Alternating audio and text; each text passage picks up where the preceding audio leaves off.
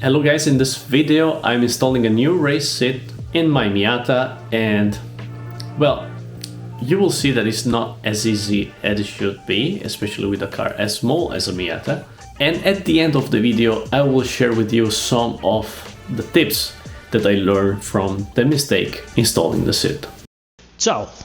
Today I want to show you something really special. I've just installed an incredible racing seat, Sabelt, in collaboration with Gucci, but come and see.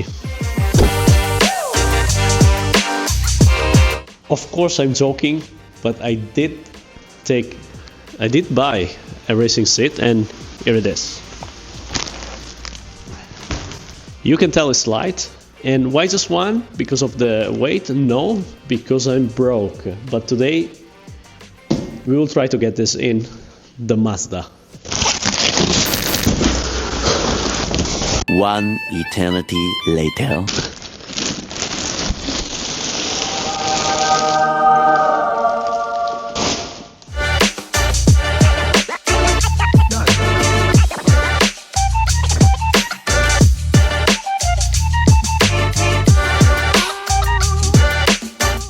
So I had a pair of TRS-E, but the seats were too wide and they were mounted a little bit not aligned with the steering wheel, because the side of the seat was touching the side of the door and the side of the tunnel.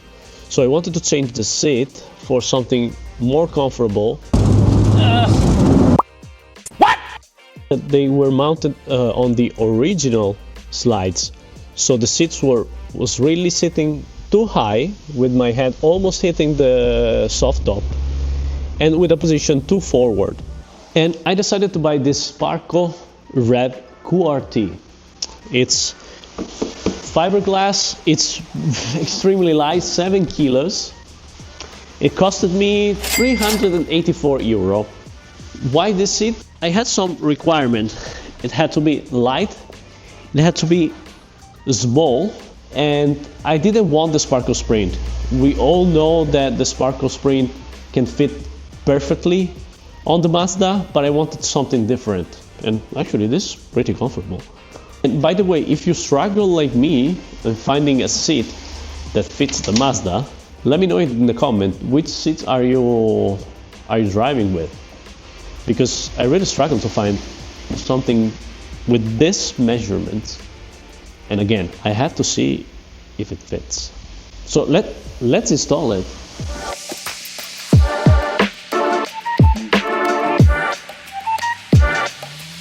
When you are removing the old seats, be careful about this area, because I found this really rusted and I had to restore it. And see, there's a bit of rust on the carpet, and I had to remove the carpet and restore that area, and now it looks pretty neat.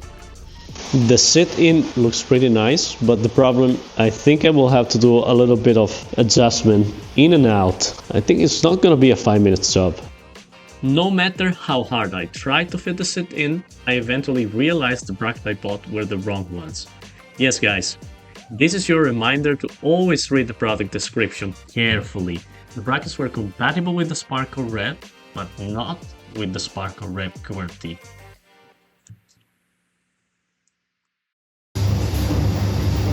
Now that I have the new brackets, I can finally install the seats in the correct way.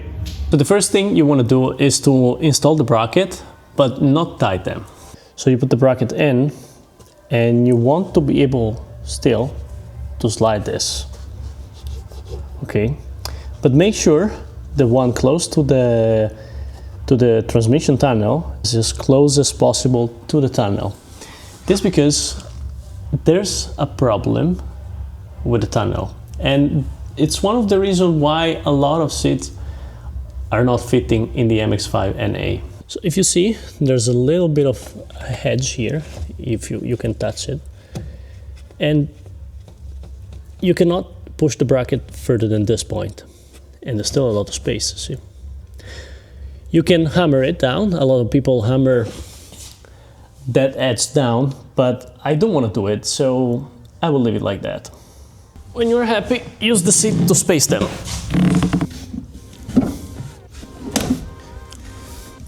You insert the seat and you push the bottom side on the inside towards the tunnel. Once you are happy with the alignment, you tighten in position.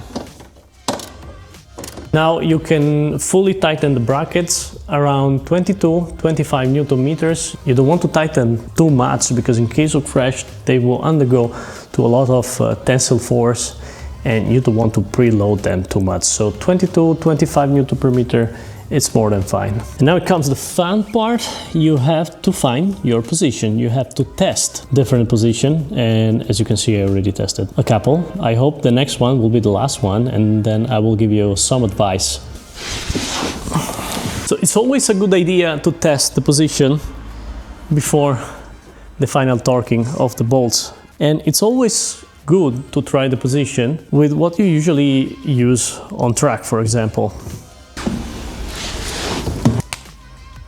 Shoulders on the seat, my wrist can reach the steering wheel, which is the correct position, 90 degrees. Seems a very good position for me.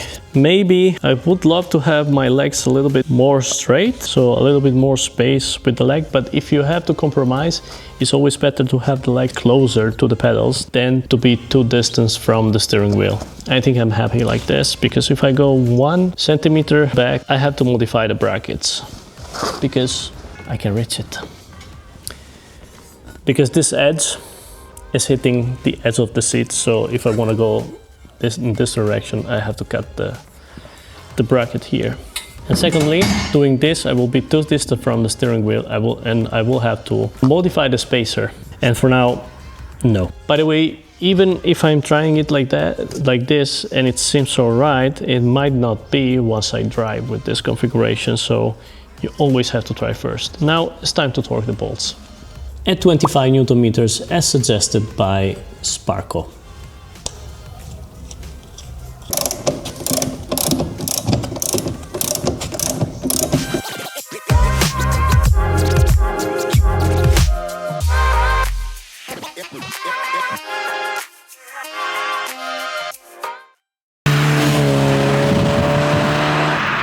It's time to test the car with the new seats, and yes, I put a spacer on the steering wheel and I modified the bracket because I tested before and it wasn't so good. My legs were too short. I couldn't command the pedals freely and the support of my leg were not enough. I was getting tired after a couple of hours of driving.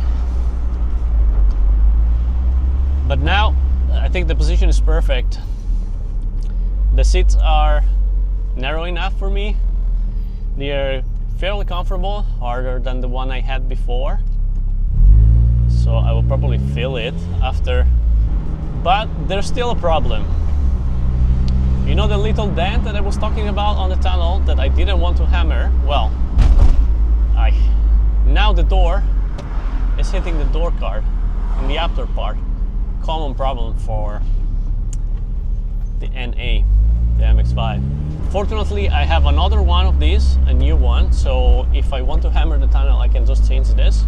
But for now, I feel like I want to keep the car like this. I still don't want to hammer it. And because of this, the seat is still a little bit not centered. However, the passenger seat, which I also bought finally, doesn't have this problem, because on the right side, you don't have the dent problem and you can keep the seats closer to the tunnel. So for now, that's it, finally.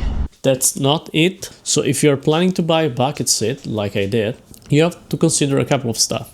Have a look where my seat belt, the 3-point seat belt, is sitting when I'm driving. You notice? Well, the 3-point seat belt, lower lap, should insist in your hip bones. This one. Well, in the video, it's sitting a little bit upper. That's because the bucket of the seat, the side of the seat, are not allowing the seat belt to touch my hips. You should be concerned about it, because in case of accident, you could have an abdominal trauma.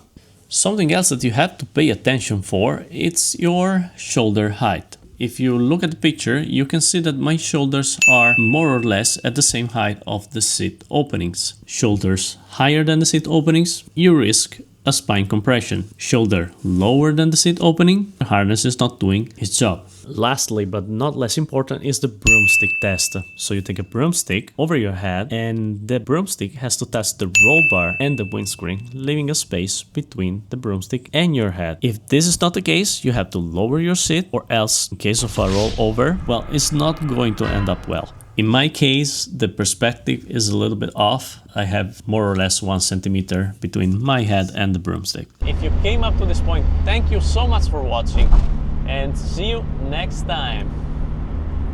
Ta-ta-da-ta-da.